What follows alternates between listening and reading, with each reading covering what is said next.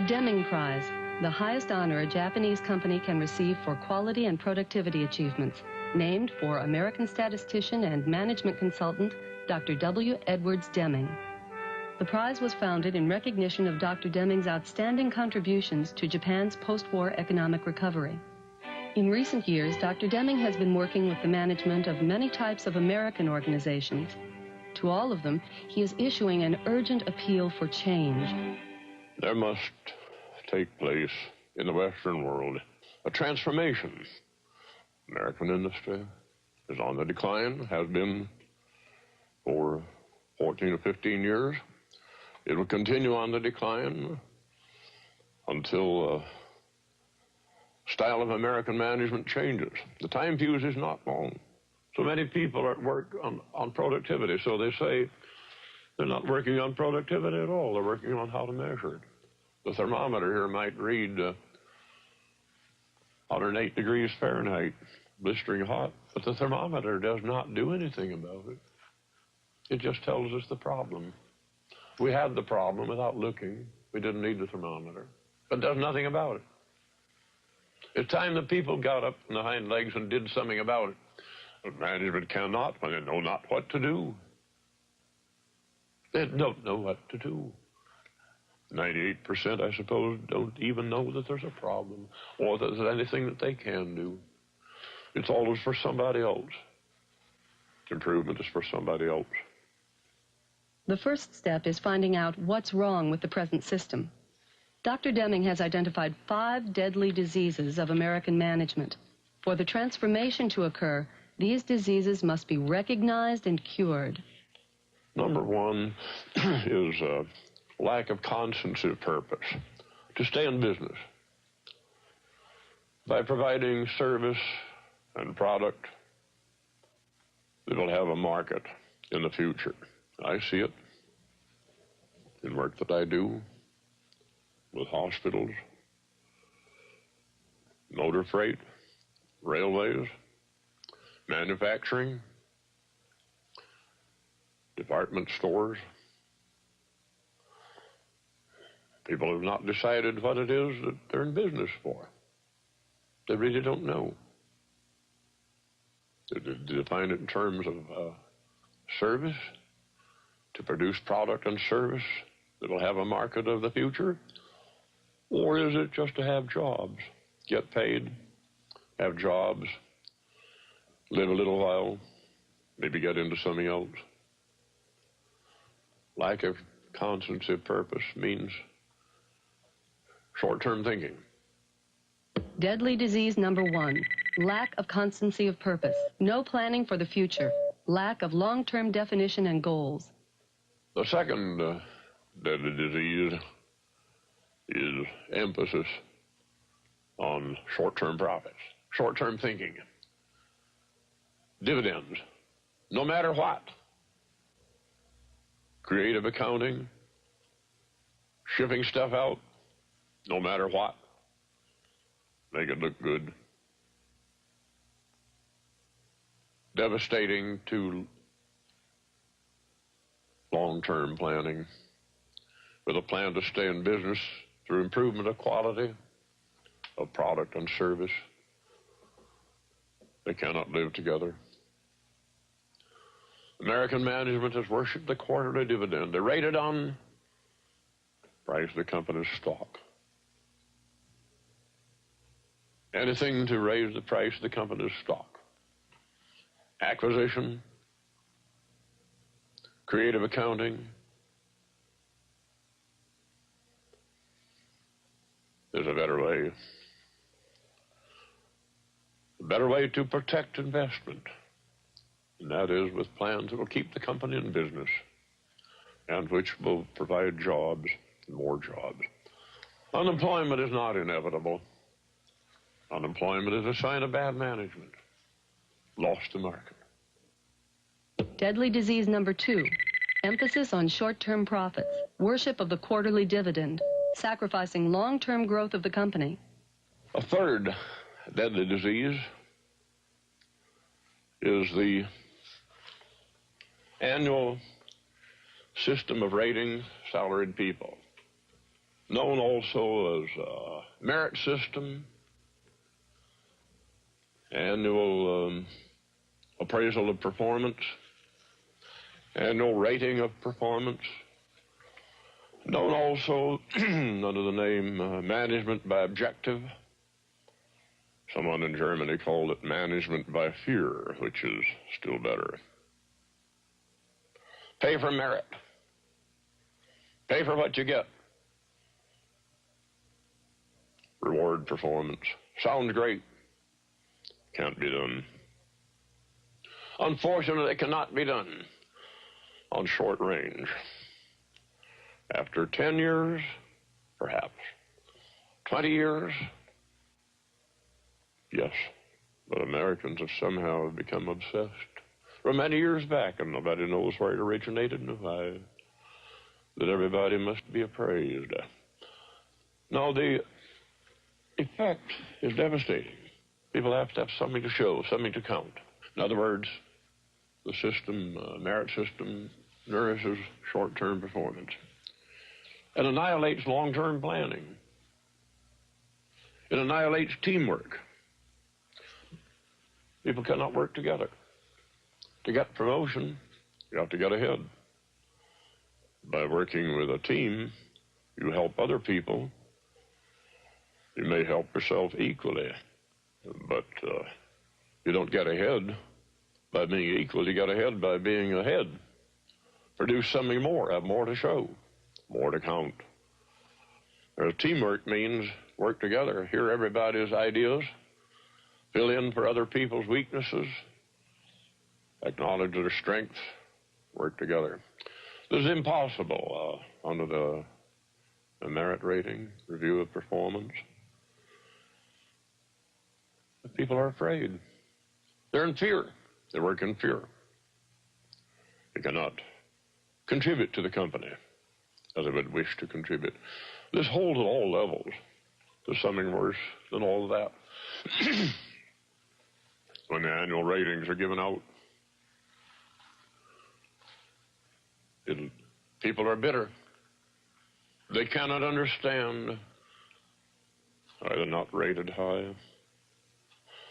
And there's a good reason not to understand. Because I could show you with a little time that it is purely a lottery. No, if it were recognized as a lottery and called that, then some people would be lucky and some unlucky. They'd at least understand the system, and people would not feel, some would not feel inferior, and others would not feel superior. Deadly disease number 3, annual rating of performance, arbitrary and unjust system, demoralizing to employees, nourishes short-term performance, annihilates teamwork, encourages fear. This annual rating encourages mobility of management. If somebody doesn't get the top rating, which means a raise, he looks around for another job. Fourth deadly disease is mobility of management. People moving around, not having roots in the company, not understanding the company, just trying to bring in some abilities, learn some more, move along. Management requires knowledge of the company. It requires roots in the company, knowledge of the problems, of production, of sales, of service. It takes a long time. In Japan, you see, man in management, after he graduated from the university, went onto the factory floor for at least 3 years. The man delivered meat, for example. He's now head of sales for a meat company in Tokyo. He delivered meat for 7 years. Get up at 3 in the morning, deliver meat. He knows the disappointments of a customer, a hotel that got the wrong kind of meat. They couldn't deliver what he needed. He delivered meat to hotels, stores, restaurants. He knows what it is to have a truck break down. He knows those problems. People in management today know nothing about the problems of anybody else that don't even know their own. Deadly disease number 4, mobility of management. No roots in the company, no knowledge of the company, no understanding of its problems. The fifth deadly disease is use of visible figures only for management. Visible figures only. With little or no consideration of figures that are unknown or unknowable. Now, you may ask me, well, why do you talk about figures that are unknown? If it's unknown, how do you know that it's important? Well, let's have a look at some of the unknown and unknowable figures. Very simple. One of them is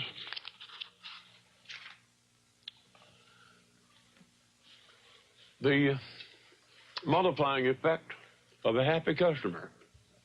How much business does a happy customer bring into you? Nobody knows.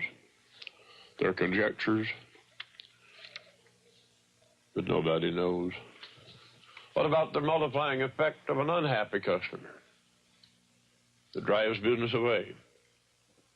He can be pretty effective. He does his best to protect his friends. Where are the figures? Where are the figures on the multiplying effect of a happy customer, multiplying effect of an unhappy customer? I don't see the figures. They're very important. He that runs the company without them will have no company. Schools of business have done their work. They're not teaching transformation. They're teaching use of visible figures, creative accounting,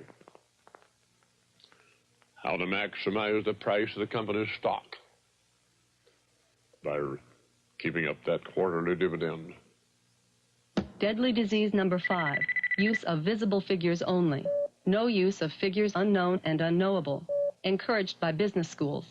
You see, American industry is up against competition with the Japanese that have not these deadly diseases. They have not the annual rating. They have not mobility of management, nor mobility of anything else. They do have constancy of purpose. They intend to stay in business. They do a pretty good job of it, too, you'll have to admit. There is not takeover. There's not leverage buyout.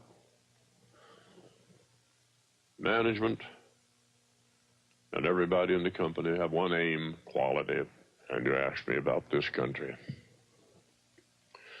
With a storehouse of unemployed people, some willing to work, a lot of them willing to work, with skills, knowledge, willingness to work, and people in management unable to work through the merit system, annual rating of performance, not able to deliver what they're capable of delivering. When you think of all the underuse, abuse, and misuse of the people of this country, this may be the world's most underdeveloped nation. Number 1. We did it again. We're number 1.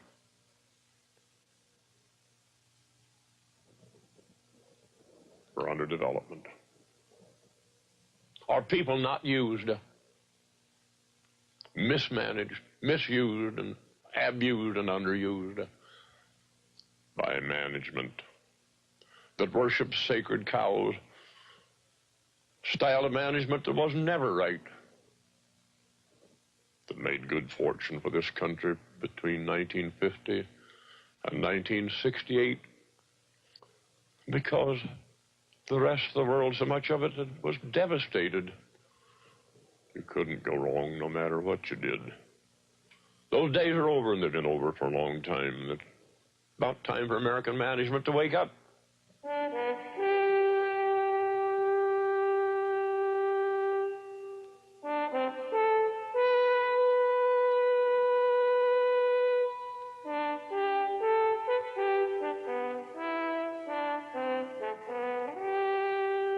you.